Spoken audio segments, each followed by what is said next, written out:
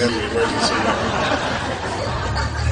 Listen, thank you all, and I really, really, really, really, really like being here. I'll tell you why. I don't get invited to events like this very much. I usually get to go to places that are closing down. If any of you read the article on the front page of the LA Times yesterday, you see what I do, what I have to put up with.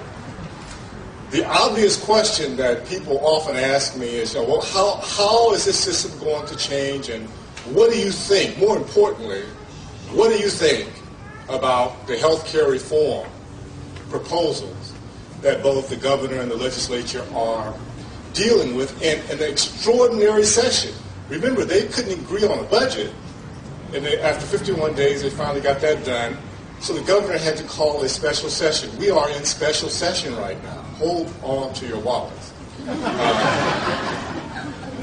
And people usually ask, what do you think? And I'm going to share with you what I think by sharing with you a story. And just bear with me with this. And hopefully I don't offend anybody with this story. A priest and a taxi driver both died and went to heaven. As they approached the gates of heaven, the taxi driver was in front of the priest. At the gate, he was invited in, and he was told, go on in. He went on in, and as he went inside, he was given the most ornate gowns to wear. The priest followed him, and he was given a monk's garb, the drab old onion ring, type thing. And the priest turned back around and, said, well, wait a minute, I don't understand. I have been preaching the word of the Lord all of my life. And yet, you give him the most ornate gowns, you give me the most drab thing. St. Peter says, all I can tell you is this. Every time they came to your church to listen to you preach, they went to sleep. But when they got in his cab, they prayed.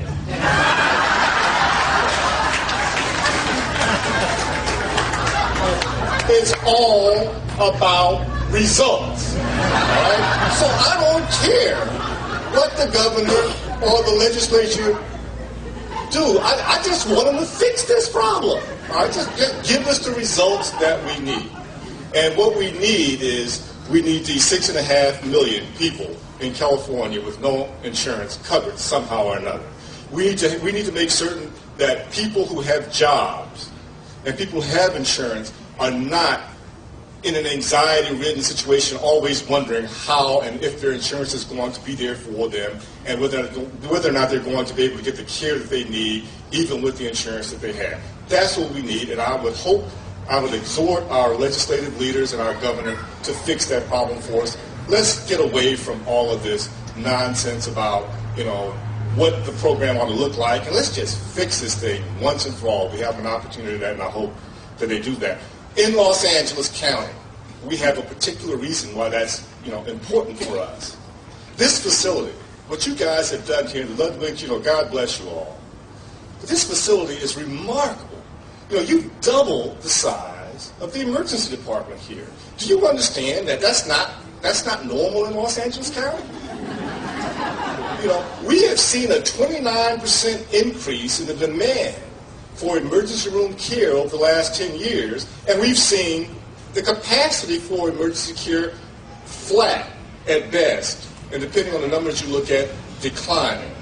The waiting times, if you go to a hospital emergency room in Los Angeles County right now, and you don't have a true emergency condition, the waiting time is 7 hours before you get to see a doctor. I always tell my friends, go in and hit your chest, something like that, and they'll move you to the front of the line. In fact, what I tell people is, Jim Yoshioka is one of my bosses. All right, I mean, he's one of the people who I work for, and I speak.